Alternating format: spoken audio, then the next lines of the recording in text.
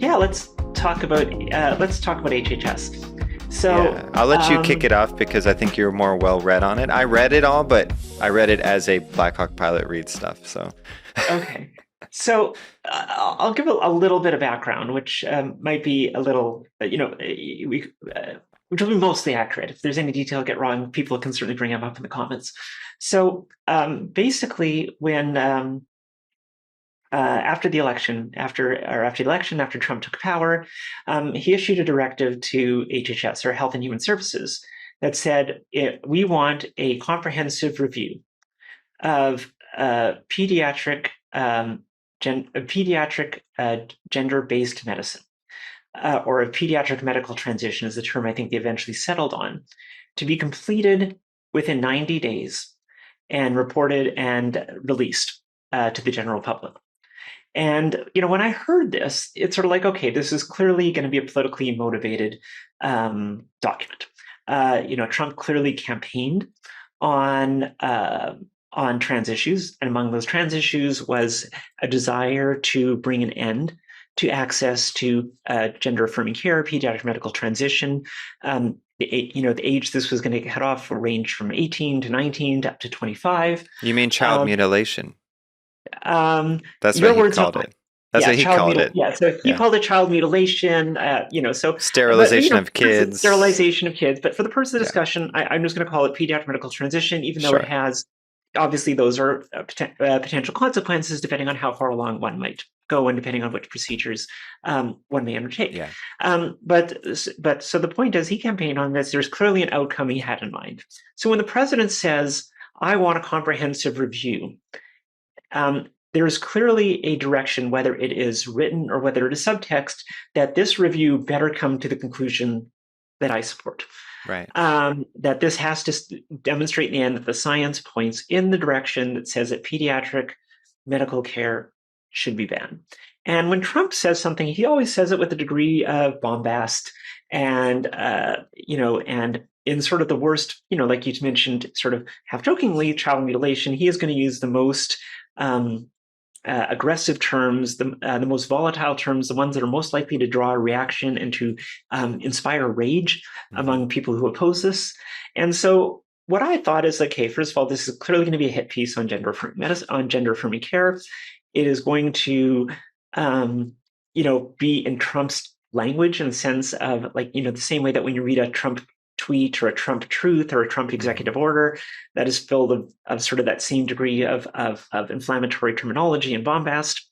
And then the second thing I thought is, how the hell are we going to do this in 90 days? Because I've been involved in governmental reports in Canada in my field of inflammatory bowel disease, and these take years to put together, to do the review of the evidence and the summary of the evidence, and to then discuss it and decide how to rate the various things, and how strong is the evidence for this, and does it really support this assertion for this medication or this course of therapy or this diagnostic pathway. And then we have to write it, which takes time. Then it has to be reviewed, and then it has to be reviewed by the stakeholders. Then it goes back for a final review. And so, like the one I most recently worked on, which was published in 2023, we had started working on in 2021. So it took 2 years to create this document that was around 300 pages, and get it to a point where it was published and presented to the general public. And I'm thinking, like, how do you do this in 90 days unless it's already basically written?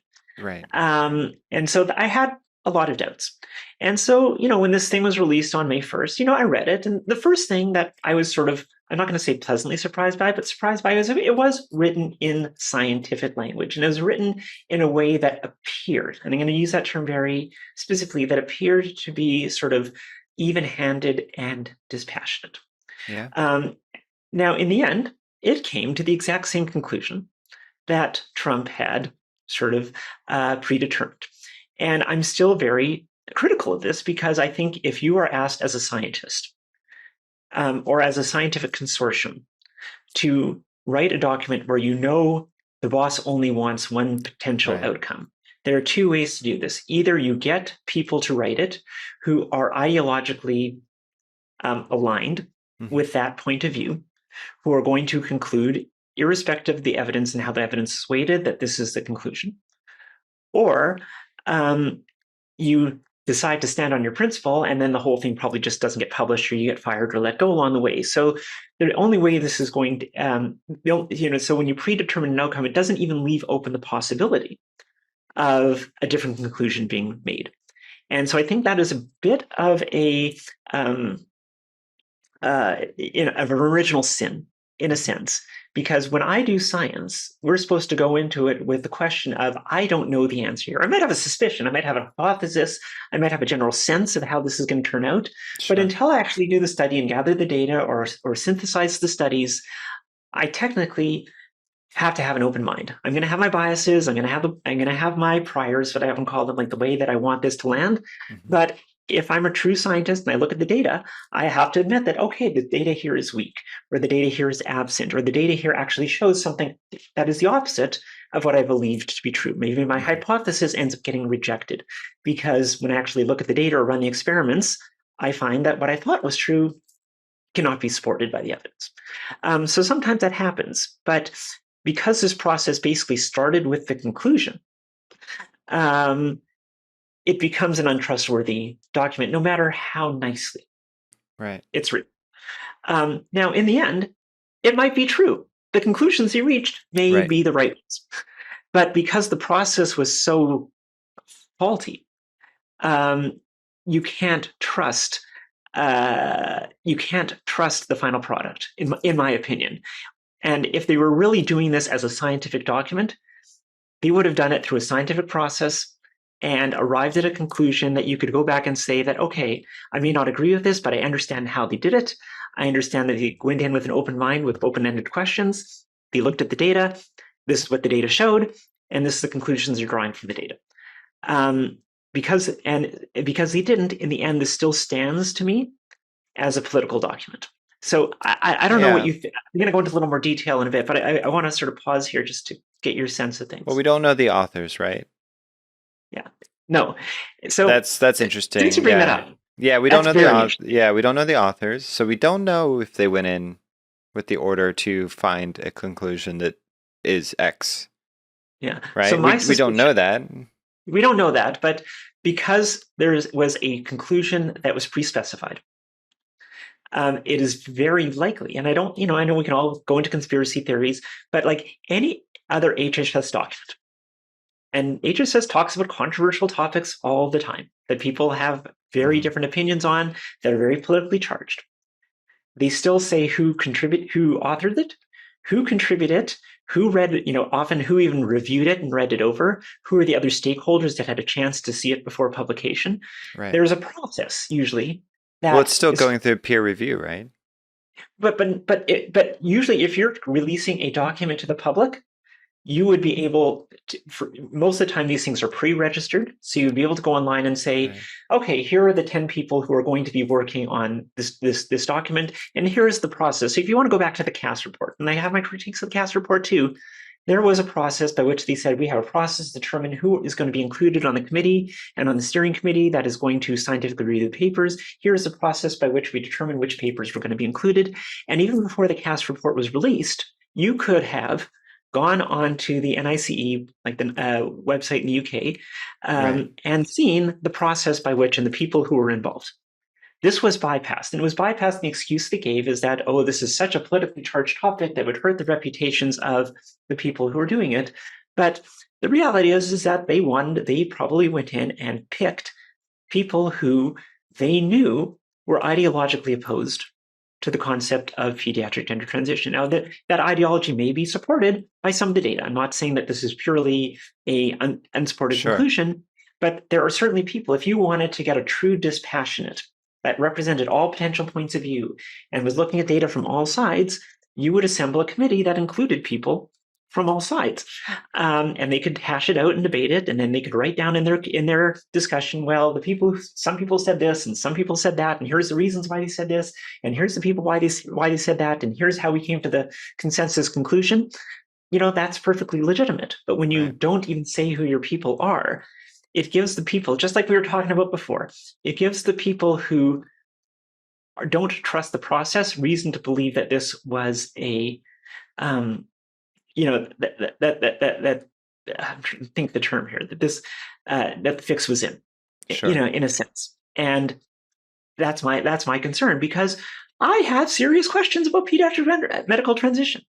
I recognize as a scientist, and even someone who is, like I said, nominally supportive, that some kids should have access to these services, that understands that the data, I mean, the evidence base that supports the current policies is weak as shit.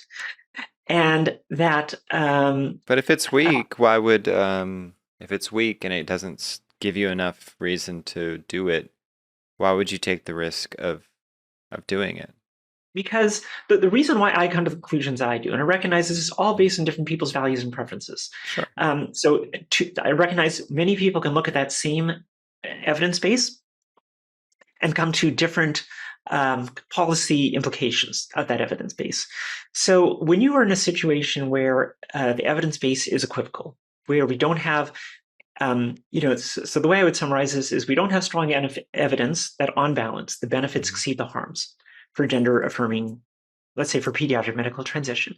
We don't have on balance evidence that would suggest that harms exceed the benefits either.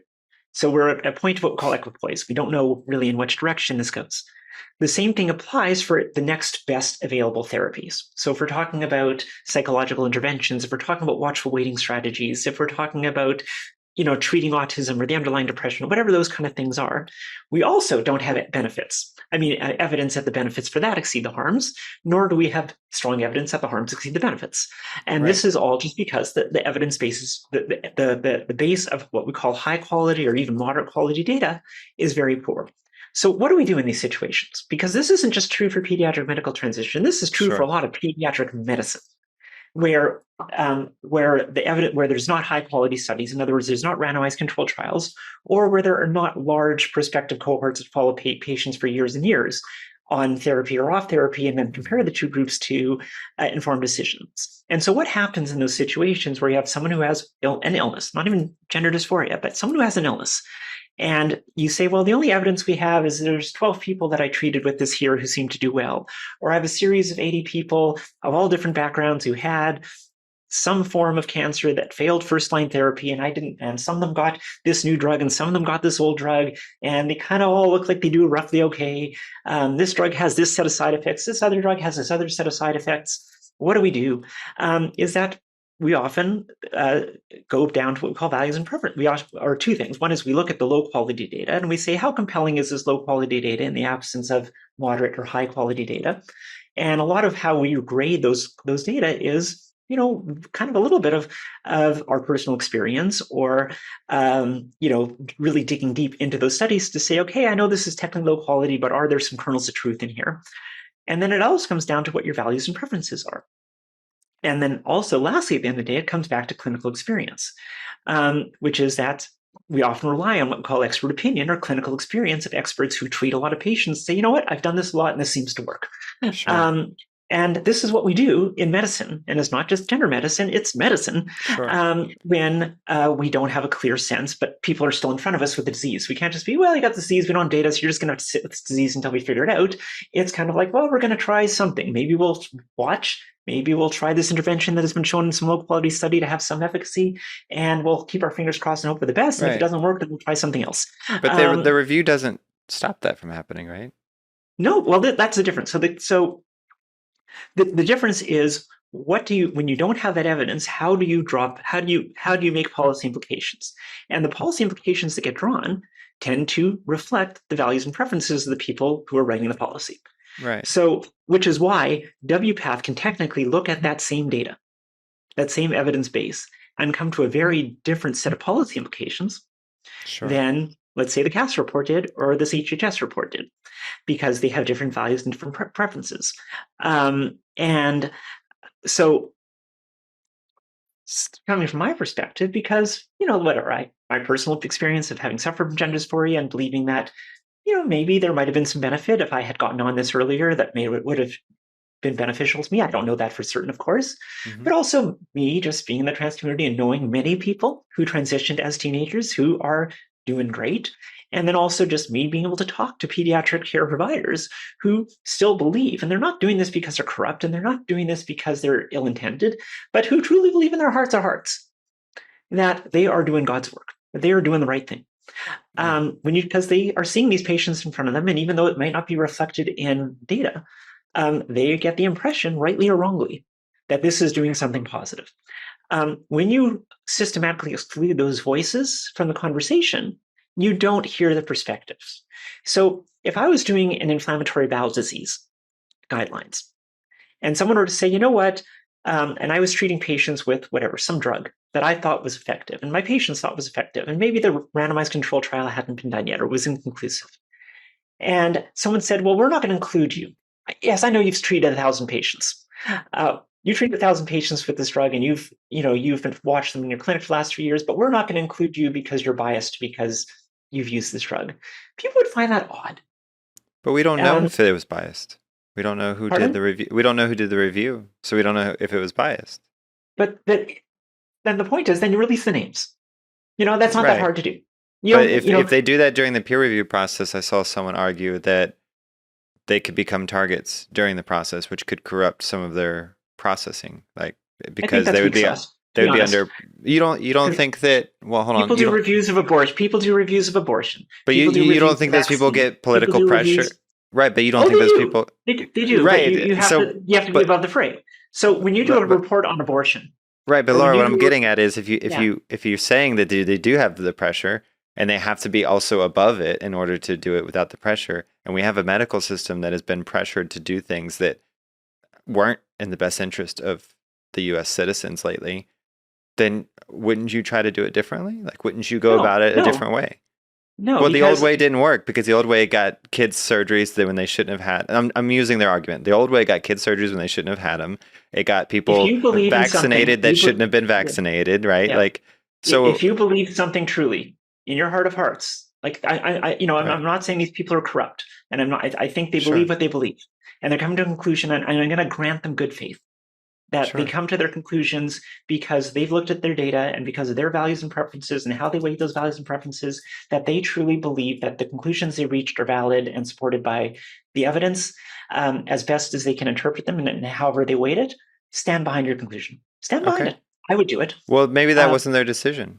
Maybe that was an administration's decision. Okay, but even if it's the administration's decision, it inserts an unnecessary amount of doubt. I want to be able, because I want the best for kids too. Sure. I don't want, if it turns out that on balance, that providing gender affirming care to kids is harmful, I want to know that because I don't want to be supporting something that harms kids. If there is dispositive evidence, that's truth. So if you are going to support that, position, say who you are, and I want to be able to say, because it means something different to me. If you just assemble an echo chamber, they're going to say who they are afterwards. After the peer review is complete, is what I understand. They're going to release the names. So why does it matter if they do it before or after? So why did you release the document? Just so wait till it's all done. I don't. Yeah. Well, they released the document because that's a political move. That's a political thing happening. Okay. Right. Yeah, for sure. Yeah. Sure. Okay, now we're talking. Sure, but what I'm saying is there still could be protecting the folks. Let's put it this way. Say the names get released and the same people who torched Teslas start harassing these people because they believe that they're already going to issue that no kids should be able to transition and they're transphobes and they're going to start coming and attacking them and harassing them. Say that's an argument, right? If that's the case, right, and that's what this administration believes, then why wouldn't you just keep the names private and then release them afterwards? I'm just saying, if you're Anthony Fauci or if you're Deborah Birx or you're someone who's, let's say, very pro-vaccine and very, these people took a lot of flack and they're still taking a lot of flack and are living under legitimate threat of harm. Right. Whatever you think of Anthony Fauci, he is someone who is being continually threatened because he had a position that many people in the end disagreed with. His name was on every document.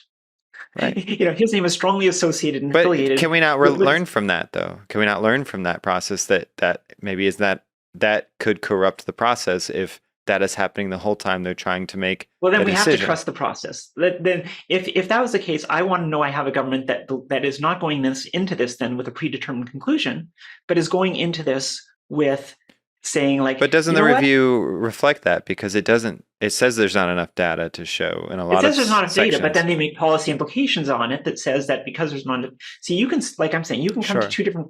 You can say there's not the data is poor quality, Hmm. or you can come to the conclusion, which I completely agree with, that there is no high and moderate quality data supporting that benefits exceed harms or that harms exceed benefits.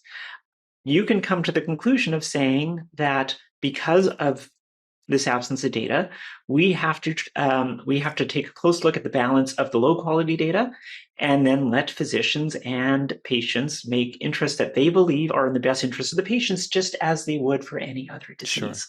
Of course. And we can also advocate to say, you know what? This is an important question that we need more high quality data. So I'm going to throw $20 million or $30 million to collect this data that is going to inform this decision so we can come to a definitive answer of should we be offering this or not? Or if we are offering it, can we better identify the kind of patients who will benefit from this versus the ones who may be more likely to be harmed from it? Those are the questions that I want to answer as someone who wants what's best for kids, because I recognize two things. One is that there's clearly some kids who benefit from this, and there's clearly some kids who don't. Sure. And I want to be able to know, how do we tell the difference between those two? And so we can do a better job at risk stratifying, which we do in a whole lot of other diseases, to say who gets this really aggressive therapy versus who gets this Of course. less aggressive therapy, because you can risk stratify and say this person's at high risk if they're left untreated, or this person's more likely to naturally remit if they're left untreated. That's something we do all across medicine. And I want that data.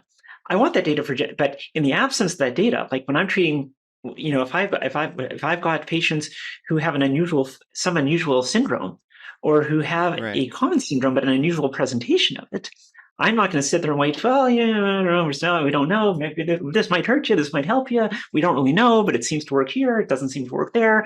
But we're just going to let you suffer for 5 years until we figure this out. We don't do that. That's not how Right. medicine. That's not how the actual practice of medicine works. So people have to still make decisions. And my point, like where I'm at with pediatric transition right now, based on the evidence, and I say this purely dispassionately, is that if someone were to come to me, my first approach would actually be what they recommend, which is to try non-medical psychological Sure. interventions first, because they're non-invasive. They have minimal side effects aside from whatever happens during the passage of time. But what happens in the real world is you institute, let's say, a non-invasive therapy. You do a psychological intervention, and you reassess. And maybe in 6 months, some number of patients stabilize, and you're thinking, okay, that worked. That's good. We're going to carry on with that. And there's some patients who are going to deteriorate, and there's some who are going to improve. And the question then becomes, okay, I've done this non-invasive, non-medical intervention.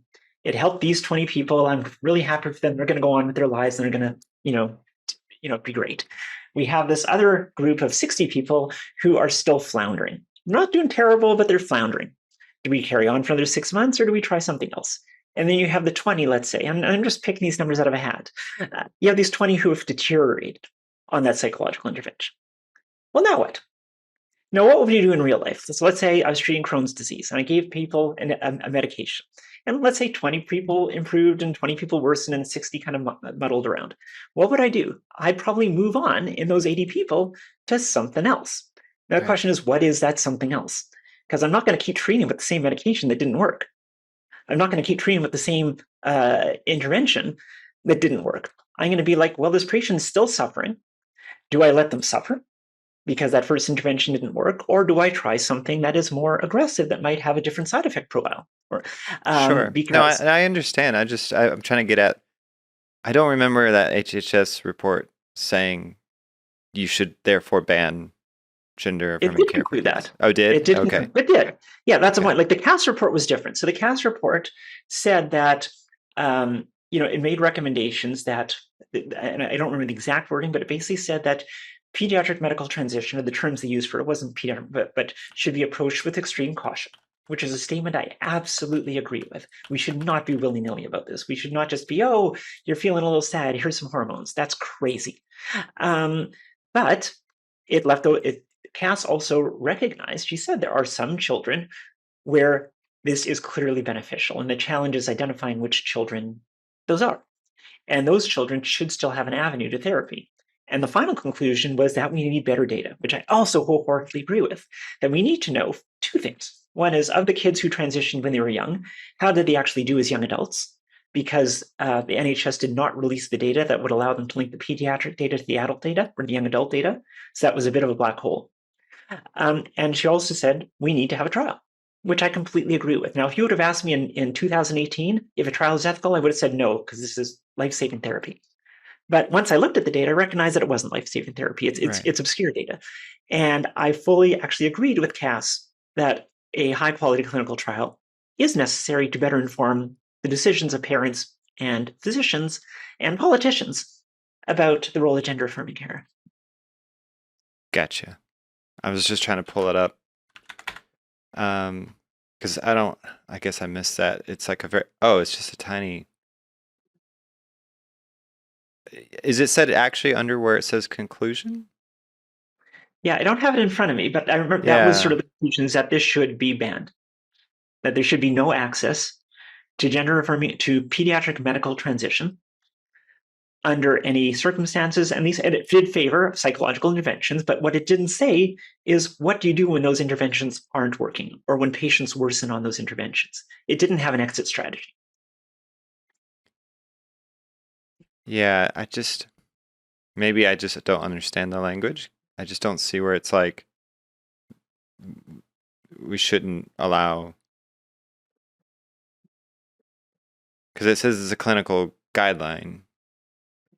It's not issuing treatment recommendations. So no, and it's not, but what it is, it's a document that will be used by legislatures and potentially also by medical societies to say that because of this HHS review, that this should not be prescribed or offered to children under the age of X.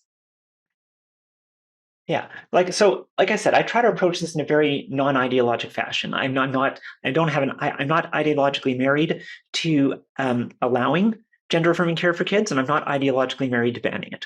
What I really want to know is, can we get better data to better inform who benefits and who is harmed, or is the risk of harm so great that we can't even take the chance that some small number of people or some large number of people might benefit, or the benefits so small that you can't justify the risk of exceeding high harm. Like, that's data I want to know. And if that data comes down the pipe and is compelling and is collected in a rigorous fashion, then I'm going to be, you know what? I was fucking wrong about that. Sure. And I think more is going to come as they release the peer review. I mean, it just says clearly here that this is not to make any policy recommendations. And so if you take it at face value, right, if you assume a non-biased approach, this isn't saying that this should change anything that's happening. It's just saying that here's what we found when we reviewed all that evidence and all the data, and we're not seeing a strong, compelling argument for this or for that, and we're not making recommendations for you to do anything when it comes to medicine. Similar to what the WPATH would have released, although the WPATH, I think, actually does recommend things and does strongly recommend. Well, the WPATH does explicitly offer treatment. So you could say this is a less extreme take of even what WPATH would say, right? I'm on 264 of the full.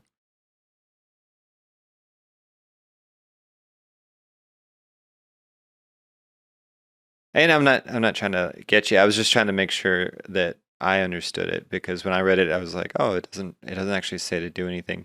Now you're right. Now someone's going to take this and cherry pick all the things that they want and say, look, we have this HHS review, therefore I'm not going to provide the care. But I guess that would be, as long as that's not policymakers, which would be Congress and approvals and all of that stuff through the Senate and then signed by the president, it could be up to individual doctors, right, to choose which pieces. Yeah, like individual doctors are always free to make, at least for the time being, in states that haven't explicitly banned this, are free to make an independent decision. So even in a state, even if you go to Minnesota, which is obviously a very trans-friendly state, any individual doctor can say, you know what, I don't think this is right for you. Right. So your fear is that a state is going to look at this and decide for doctors? Well, I think that's already happening.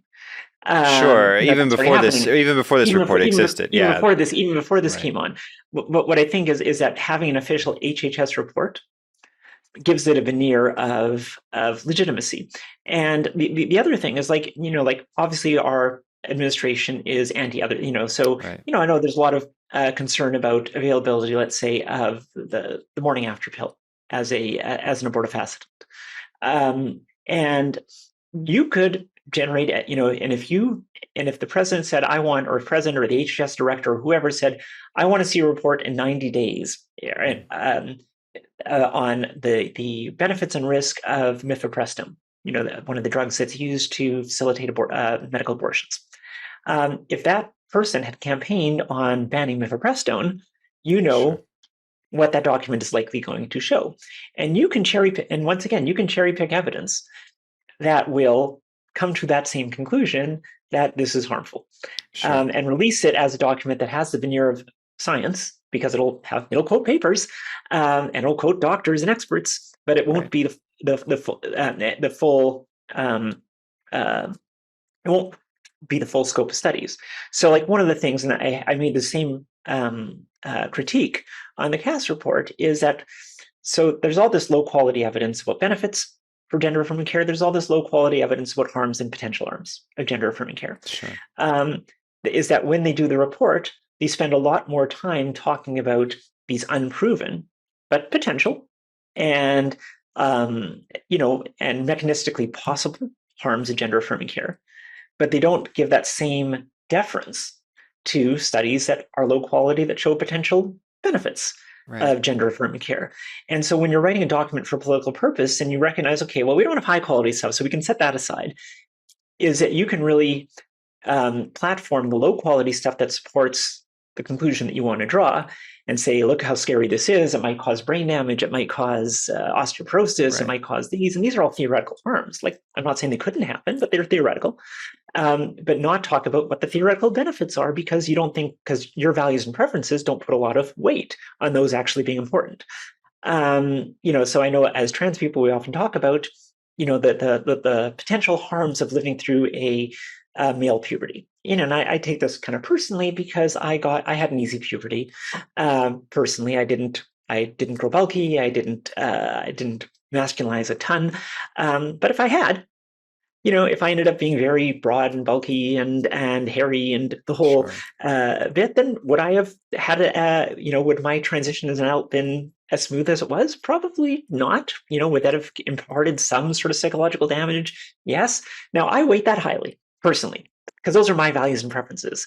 And I can recognize that someone who wrote this report may think that's frippery, may think that's, that is a, oh, it's just looks, who cares? So what? So you'll be a little uglier, big deal. Because that's their values and preferences. And I'm not saying one is valid and one is invalid, but different things are important to different people. And people make decisions about what's, and I do this all the time when I talk about starting patients on a drug for their colitis, and I talk about, well, here's the likelihood it might work, and here's the side effect profile. And some people go like, oh, that side effect, I don't want that side effect. I don't want to lose my hair. I don't want to get, oh, you're saying I might not be able to sleep well? Well, that's really important to me. Or my food might taste different. That's really important to me. And I might say, well, that's silly. It's just how your food tastes, or it's just your hair. But that's really important to someone. And someone else might be like, oh, there's like a 2% risk or a 0.2% risk I might get cancer in 20 years. That's really important to me. So I don't want to use that drug. I want to use this one. Right, but I think we have to remember that this is all about adolescents. These are all children, right? Which are considered... Yeah, they're just saying they're considered like vulnerable, right? Like they're considered vulnerable. They're vulnerable, but I deal with vulnerable patients as adults too. And so I don't want to discount the fact that children don't have as good a sense of their future and may not weight their future state as well as a well-established adult is. But aren't we concerned that we are taking what a patient says as evidence to interrupt a biological process that is, from the intent, from we can tell from nature, supposed to play out? Puberty, for example. Like, do we not think that I would say that 99.9% of the time we do not want to interrupt puberty because it's an important biological process. obviously is important. Like, so if you're a normal boy, a normal girl who is not dysphoric, that there's Sure. absolutely no reason to interrupt puberty because it's an important process, it's important for brain Right. development, blah, blah, blah, But blah, blah. And any there's no drug that I test you would can run though. There's no test you can run to say this person is definitely dysphoric, right? Like all you can do is ask them how they well, feel and that's they have to true. Like, describe it to you. like you can make that argument about ADHD treatment for kids. Like, what are the long? If I started, A lot of people have, and they said that they no, were I know. overprescribed Ritalin and overprescribed Adderall and all of those things, right? Yeah, but no one's looking to ban it just yet. So Right. and so the point is, and you can maybe make a case about how you can it's an objectively or it's a subjectively Yeah. diagnosed. There's not a test you can do to see if someone has ADHD or someone has obsessive compulsive disorder or if someone has depression. But we sort of say, okay, well, these kids are behaving in a certain way, and I'm going to take the risk of whatever the long-term implications of this drug are, because I think it's important for this kid to be able to focus in school, or I think it's Right. important for this kid to be not depressed, or whatever it might be. And those therapies might have short, medium, and long-term implications.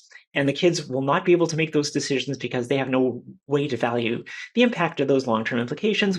So we trust their parents to act as their surrogates and act in what we hope will be the best interests. And courts have said time and time again, in most, aside from very extreme circumstances, that parents are granted a lot of deference to make decisions about what they believe the values and preferences of their kids are going to be, even if they're not necessarily reflected of what the kids say they Sure. want. So, like an example of this is, and I use this example in a post I made yesterday. So I'm going to go back to colitis just because it's what I know. So you have a kid who's got severe colitis. No, colitis is a real disease. There's diagnostic criteria. You can tell who has colitis and who doesn't. But that's not the point. The point is, let's say I'm offering two different therapies for colitis. One is a medical therapy. One is a medical therapy that has, let's say, a 50% chance of bringing you into remission, but will increase your risk of cancer over the course of your lifetime by 5%. And that cancer will not be apparent until you're an adult. Okay? A second therapy is to do surgery. A surgery means you're going to have your colon out and you're going to have an ostomy. And you're either going to be stuck with an ostomy for the rest of your life, or if you reconnect it, they have to do a procedure called a pouch procedure. If you do a pouch procedure, it decreases your future fertility risk by 50%. Right. Okay, so now you have something with fertility implications, not 100% like as if you took someone's uterus out or did. But I think you can't disregard the diagnostic criteria. You have a way to for sure confirm. No, but the point is I'm setting the diagnosis. Right. I'm saying this person has colitis, but I'm looking at a constellation of potential interventions. Sure. You have a set of outcomes, of potential good outcomes, and a set of potential bad outcomes. Right. And we have a kid. And you can ask that kid, well, would you want, is fertility more important to you, or is having an ostomy, or is the cosmetic effect of having an ostomy important to you? Or what do you think about your future risk of getting cancer when you're 40 is? Or what do you think? And we realize that kids can't make that decision. Kids cannot consent. Sure. I get that. But what do we do? What do we do? Right. We allow parents to make the best choice for their kid based on their values and preferences. But it's also based on the clinician and all of the other evidence and the clinician and the patient. But you're talking about something that can be diagnosed clearly. But we're not talking about the diagnosis, Joe. We're talking about the treatment. But if the treatment is based on the diagnosis, and you're saying you have to choose one or the other based on what it is. Or you could do nothing. You could say, I'm going to go to a naturopath. You can say, I don't believe this, and I'm going to go to a naturopath. Sure. I'm going to go, So you can do all those things. Right. The point is that we grant parents a lot of deference to make the decision they think will be best for the child. Now, that child may grow up, and when they're 35 going, why did you do this surgery on me? And now I can't get pregnant. Yeah, regret of surgery is not a new thing. But what I'm saying is that decision was made as, because that child couldn't consent. It was made by a parent who was acting in their kid's best interest based on the best clinical information available at the time, the doctor's advice. But they grew up and they said, you know what? I would have done something different because now I can't have babies. I would have taken that medication and taken the chance because I would have taken that chance for cancer as opposed to not being able to have babies. We don't know. When that kid is 14, you don't know what that kid's preference is going to be, but you'd still have to make a decision that is in the best interest. I get that point. What I'm getting at is if you don't know, if the person right, but what I'm saying is we don't have a test like colitis for gender dysphoria. Okay, so if you want to go back there, where there's a lot of conditions that we treat in children where the diagnostic criteria are based on either based on subjective criteria or they're based on, or where there's a lack of agreement on what the exact diagnostic criteria is for a condition. you have to meet 3 of 7 criteria of this, or you Right, have to but meet. are we interrupting puberty and removing their breasts and doing all those things to those people because the diagnostic criteria is how do you feel today? Well, Because I think that's a that's problem. right, because So that is I what agree gender that dysphoria is. It's how do you feel, it's right? how you Like, feel, but it's not just how you feel, but what is your behavior that reflects that in the real world. So it's the same thing with depression. sure, but So I also it can't could do a brain be, scan for someone to say but they're you depressed. don't interrupt puberty for depression. No, You but you're don't. doing other things. But you have But you're bringing ADHD people. medicine, even as overprescribed as ADHD, you're not taking away body parts that are functioning. You're not I'm not saying you're interrupting. taking away body parts, but what you're doing Right. is you're starting someone on. If you believe that the brain is there's important things that are developing in the brain Sure. during your adolescent years or during your childhood, and but you have a condition. You have a kid who's severely depressed, and Right. you've tried psychological interventions, you've tried cognitive behavioral therapy, you've tried talk therapy, you've tried play therapy, you've done all these things, and your child is still muddling through and doing poorly in school and making marks on their wrists, and you're like, I need to do something here. Sure. Um, I am willing to use a drug that has neuroplastic effects and may affect someone's brain development in some Right. way that I can't entirely predict because their function is so poor that I'm willing to take a drastic step. Right. We grant people the latitude to make those decisions, even when there is a significant risk of harm or because whatever we've tried to that point hasn't been shown to be effective. My kid is deteriorating in front of me. So gender dysphoria is no different. It's got a set of diagnostic criteria, and you can cast it wide or you can cast it narrow. But we all recognize, and I don't, and I think where we both agree is that because there were so many kids who were coming in with so many different forms of dysphoria, and maybe it was real dysphoria, maybe it was induced dysphoria by social media or whatnot, is that we were treating a lot of kids who probably were going to remit on their own. But if you have a kid who has been dysphoric prepubescently and has dysphoria into their puberty and is persistent and severe and resistant to all forms of non-medical therapies, you are not likely dealing with something that is going to go away on its own. Sure. So you have a kid who's suffering in front of you. Yeah. And you've tried the talk therapy, you've tried the therapist, and you've treated their depression, and you're trying to treat their other comorbidities are, and they're still miserable. And even if they're not committing suicide, they are doing poorly in school. They are not maintaining friendships. They are not functioning well in social sphere. Sure. And you're like, what do I got here?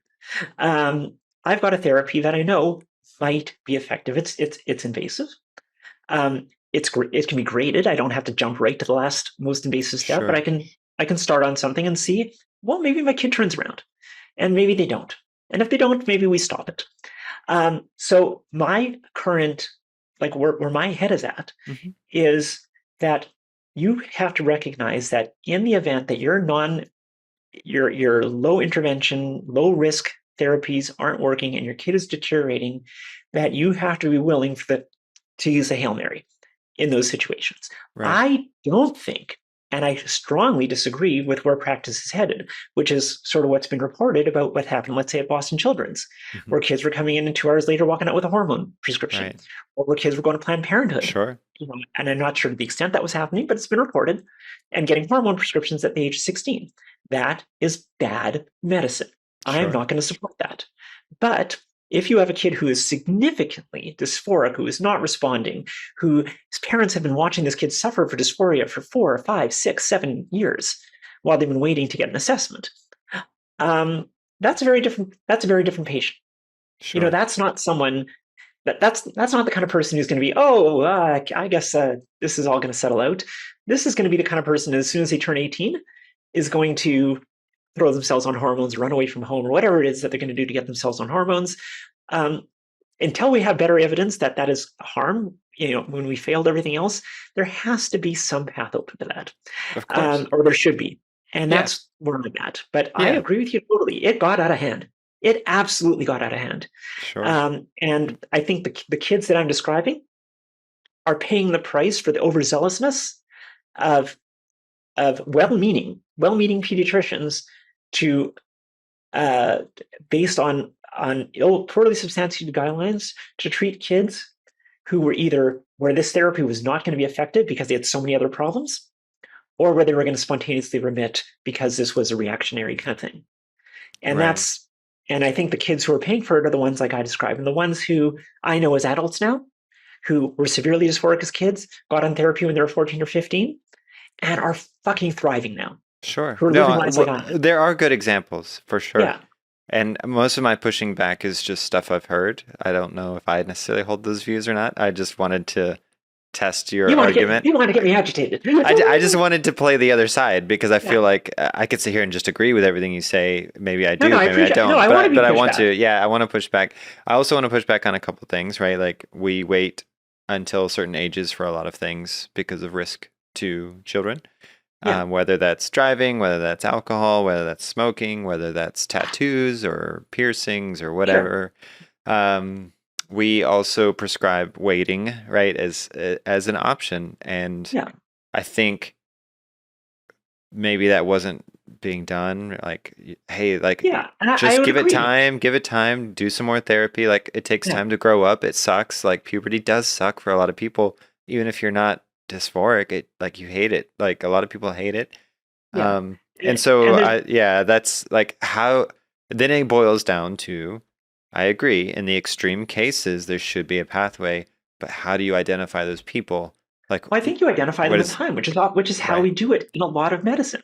right. So like I'm saying, But if they're whatever, 18, then they could do it anyway. If it takes that much time to identify the them, question right? is it's fine, like, yes, puberty can be hard on a lot of kids for a lot of different reasons. And a lot of kids get support during puberty, assuming they're not gender dysphoric, to manage that puberty, because we recognize that whatever's causing it has a secondary effect, and we deal with it how we can. The difference, and this is maybe more true for natal males than it is for natal females, is that the body keeps score. And I'm not just talking, and I don't want to get into pure cosmetic arguments. I know I raised a cosmetic argument before about the irreversible effects of an undesired male puberty, that if that person remains dysphoric into their adulthood is going to have to be dealt with, and that's very expensive to get whatever, facial reconstructive surgeries, Sure. or in my case, 240 hours of electrolysis. Those are all cosmetic, and it was painful, but we got through it.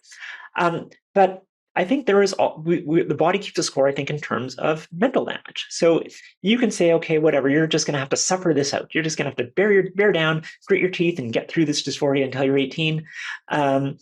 It makes it seem as though that whatever the heat, whatever the burn that is applied by living through dysphoria has no long-term outcomes. That's the assumption we're making when we're saying let's wait till 18, is that whatever psychological injury is being imposed by living with an untreated dysphoric state or an undertreated dysphoric state, there is no consequences. And my concern is that it does. So you mentioned in an earlier conversation, and which I agree with as well, that suicide rates are very low among dysphoric youth. For whatever reason, they don't know how, they're not serious about it, they don't know how to access the kind of things that are actually lethal. For whatever reason, they make a lot of slits on their arms. They say they're going to kill themselves a lot, but they don't actually do it. That's probably the case. What we do know is that the suicide rate for adults with dysphoria is really high. So why? Why is it so low in kids, but why is it high in adults? And my hypothesis, I'm not saying this is proven, but my concern is that living through an untreated or undertreated dysphoria as an adolescent imposes permanent costs or permanent damage on one's psychological state. Yeah. Now, maybe you can do a study that'll disprove it, just like you can maybe do a study that'll actually show that puberty blockers don't cause osteoporosis. Right. But I can make a strong theoretical argument that when you don't intervene on disease early, and this isn't just true for mental health diseases, but for any psychiatric condition, for any medical condition, if you let it fester, it's going to be much harder to treat later. So I know I hate to come back to Crohn's disease like I do every time, right. But if I have someone with Crohn's disease and they're like, and I have patients like this who say, you know what, those drugs look toxic to me. I don't want to have surgery. I'm just going to put up with this. Or their parents say, I'm just going to put up with this because these drugs are poison, which is fine. We let parents make those decisions all the time. What ends up happening is after 5 years, that kid turns 18, now they've got permanent bowel damage. Now, bowel and brain, different things. I get it, but Sure. there are it's clearly a model that when you leave disease untreated or undertreated, that it becomes harder to treat later. And this is also true of untreated depression. This is Right. true of other untreated personality disorders. We intervene early when we can because we believe that early intervention, it's easier to treat a disease in an early state when it's more plastic than in a later state. And so my Right. concern is that when we leave all these kids who are severely dysphoric, untreated, or undertreated, they enter adulthood as damaged goods. And Yeah. they become not only much harder to treat physically, but they're the ones who end up with alcohol and drug abuse. They're the ones that end up with severe treatment-resistant depression.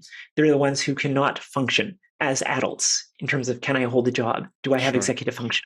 Um, so I'm a little skeptical of the statement that, oh, just wait it out, puberty's hard, everyone gets through it in the end. It's like, yeah, most people get through it, but some people, don't end up as like fully functional humans on the other side of it. Right. And that's my concern. Yeah, I mean, for sure. Like, I think, like I said in one of my pinned post, it should be extremely rare, right? Yeah. Yeah. I lean towards some sort of age or prohibition, but I don't want to say that that is the answer because we don't have the data. And so I don't want to make that decision or support a decision that could put children at risk, but also I Yeah. don't like supporting what has existed, which you and I both agree has been just It's been a bit of the Wild West. a failed medical It's system where they've Yeah. just opened the door to some stuff that Yeah. is just And you insane. can make arguments about how it came to pass Sure. that are understandable. But it Mhm. was a bit of the Wild West where, because there were so many kids who were now presenting, whether they believe it's from social contagion or increased awareness, whatever it is, that COVID. they were Yeah. overwhelming the system. You had all these kids with symptoms of dysphoria, who thought they might be trans, and there were not a sufficient number of resources or experts to manage these conditions and their comorbidities, that there was a push towards, that seems whatever, gender, who cares about gender? What's the big deal? Just treat them and they'll be fine. And that was the Yeah. wrong call. Well, when you That have was a gender clinic, their job is to treat gender dysphoria. And if you come in there with symptoms, that's what they're going to do. Just like if you go to a car shop and their job is to change oil, they're going to sell you an oil change, right? Like, I don't know if that's an accurate analogy. if the clinic is circled around only that, right? Yeah, Those gender like that's clinics fine. Like a well-functioning gender clinic should be doing assessments should be, and right? determining, yeah, should be. Like Yeah. I'm talking about ideal here. Yeah. A well-functioning gender clinic should be doing assessments, having a comprehensive assessment and coming to a decision that is based on that patient's circumstances and whatever the evidence out there is to decide, what is the proper first intervention. Just like when I see patients with whatever disease I see them with, I make it. It's not just like, well, you have a disease and I like prescribing drugs, so everybody's going to go on a drug. It's not. There are some people where No, but don't doing you the think there's strategy. don't you think there's a tug at your heartstrings to try to alleviate their symptoms, right? So like if I were to come Well, into a there, gender clinic with what looks like symptoms of gender dysphoria, isn't just the very environment there conducive towards, well, now I will prescribe you this? well, I Versus think if I went to like a general practitioner, maybe they would take a more holistic approach, or maybe they would, well, clearly what you you know, described was happening because right. that's what was recommended. But I think a well-functioning gender clinic that is well-resourced, would be, and that was looking from a pure, like if you said, okay, I've looked at the data, I've looked at the data that's out there, how it should be practiced nowadays, if I was like designing a gender clinic today in 2025, would be that everybody gets a comprehensive assessment. There's probably going to be this very small subset of people who've had long-term persistent dysphoria that have already been through everything even before Right. they got to you, where you'll say, you know what? Yeah, you probably need to be on hormones or puberty blockers or whatever. And then there's going to be a large group of people where it's going to be, you know what? Let's see how this goes in the next few months or year. And let's Right. monitor you closely and closely monitor your mental health for signs of depression. Let's treat your concomitant conditions and let's do a full psychological assessment and give you as much support as you need. And let's see where that Sure. goes, because I suspect a lot of those kids are going to be stable. If they're going to be stable, it's going to, they'll have a low grade kind of grumbling dysphoria, but one that's not really needs to be actioned upon. Because the assumption where I think where your mistake is that most physicians are not corrupt. Most physicians actually want to do what is best They want to do what's best. Sure. They're not, they're not as ideologically tied to transitioning people Right. as they are to Helping, right? helping people Yeah. and wanting No, wanting I kids agree. I who are bet in you a distress lot of them to are become not functional doing. adults. Yeah, they're doing it because Yeah. they think it's going to help. Of They're doing it course. because they think it's right. They're doing it because they think Yeah. it's right. They're not doing it because like the drug companies or because they're evil. They're doing it Right. because they genuinely believe in their heart. If you gave them amyl nitrate and said, you have to tell me the truth now, they believe in their heart of heart that what they were doing is right. They might not believe that now because evidence is emerging that that we should be a little more circumspect about that kind of approach. But when they were doing it, they were doing it because in their heart of hearts they believe it's true, and some of them still believe it because they see the patients in front of them doing well, or believing that they're doing well because the patient's telling them they're doing well, and it's always hard to know. Like I see a patient, they come to me every 4 months. I see them for 15 minutes, so I see them 15 minutes out of 4 months. They tell me they're doing great. Now, are they doing great? I don't know. Maybe the other 3 months, 30 days, 23 hours, and 45 minutes, they're doing terrible. I don't know. I'm just going with what they told me that 15 minutes. Are you not concerned there's an implication, though, that if I seek out a gender clinic, I've already diagnosed myself, therefore I'm going to answer the questions and they're going to be liberal and give me what I ask for and not maybe take the cautious approach versus going to a practitioner that's not their bread and butter. They're maybe going to ask them a few more questions. They're going to be a little bit more cautious. I think you're assuming people that the physicians who are doing this, and maybe there are some, because I'm ignorant. I'm just asking the ignorant questions. But there are some who are prescribing an informed consent model where they didn't care if they were being told the truth or not. As long as the patient said they wanted it, they gave them to you. But that was mine. If you actually care about the kid's well-being, and someone tells you a story, because people tell me stories too. And sometimes they tell me things that sound true, and sometimes they tell me things that don't totally ring true, or where I recognize they might be saying this because they're trying to get on disability. That's probably the more common scenario we see. Is people saying, because I don't, like, as I said, I see them for 15 minutes and they say, oh, I can't work, and every time I get up it hurts, and every time I do this. This is the line you say to get your marijuana card. This is the line you say to get the disability.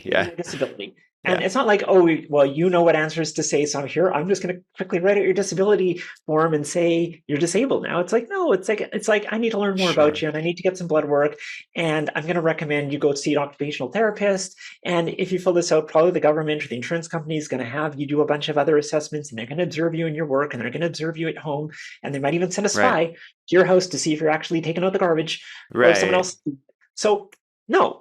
But that's the process that doesn't exist in the gender, or at least in the ones that have been exposed, right? Some. The problem is there's so much variation in care, and because this informed consent model. But if you are really want to practice this well, you won't just come, and you actually care about the well-being of kids in 2025.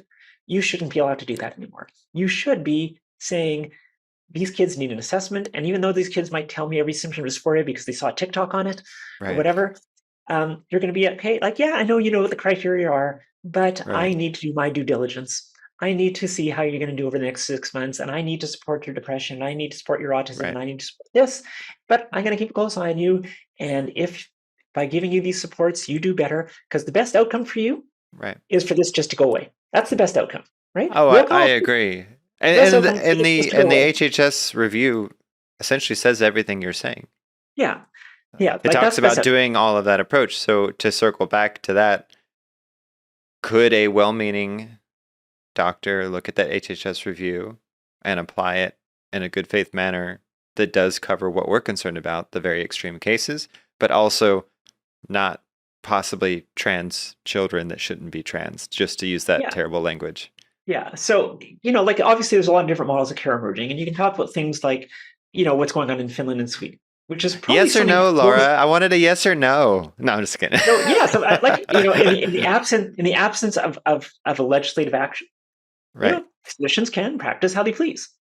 And but would you say that review is actually a valid approach? If you took all of those points and kind of synthesized it and said, like, that's all pretty good data, right? Like, even like it's up to you to decide what you do, but it's all pretty good data. I have no issue with the actual conclusion that the data is weak and that there are concerns about potential harms. Where I would differ is I would also say there could be potential benefits that are important.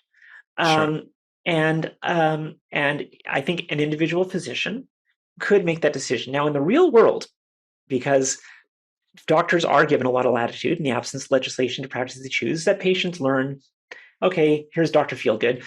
Just like people Right. learned who gave out the opioids or who would write that disability form. People figure those things out. And then the other thing that happens is just black markets in the real world, Sure. which is that if you do ban something out, people who really feel they need these therapies, whether they actually do or not, they'll find a way to get on them. Yeah, they'll go to other countries or whatever. They'll go to other countries, they'll order them through the mail. They'll other states. They'll steal them from their chem lab, like I did. This is, so there's ways that you will get on these things if you really are highly motivated. And I recognize not everyone's going to choose to go to a black market. Some people are goody two shoes and they're just going to follow the rules, and that's fine. So I'm not going to say that everybody's going to end up on black market estrogen, but we know black markets, just like during Prohibition, it's not like everybody drank, but enough people did. Right. Enough people found those markets. But at least you're not actively supporting something that maybe was harmful, right? Like, a black market's always going to exist, right? Like, I think it is malpractice in this day and age, knowing what we know and knowing what we don't, to follow an informed consent model for pediatric gender transition. And I know when I say this online, oh, the gender activists are going to kill you. It's like, you know what? Too bad. This is probably where we're at right now. Is that an informed consent model for children, for adolescents, is bad medicine, knowing what we know and knowing what we don't. But well said. But I still do believe that there are kids out there. I'm not going to say like me, because obviously I survived my adolescence without a lot of damage. But there are kids out there who likely would have ended up far worse if they were not offered that therapy as kids. Yeah. And you can say, you can make that argument, like I'm talking about one of my good friends who's 40, she's got twins like I do. She's married, she's got a great job, she's loving her life. You could argue, well, maybe she would have done even better if she hadn't transitioned. And maybe, but when you're already having a pretty good life, there's not a lot of, you're pretty close to the ceiling. There's not a lot of room to grow. Like, she's probably, if she's not living her best life, she's living something pretty damn close. And there are a lot of ways that could have turned out worse. And probably a lot of those ways included her not having access to puberty blockers when she was 15. So, anyways, that's that's a good summary. Yeah. Yeah. So we solved pediatric gender transition. What's on to next? On to the next.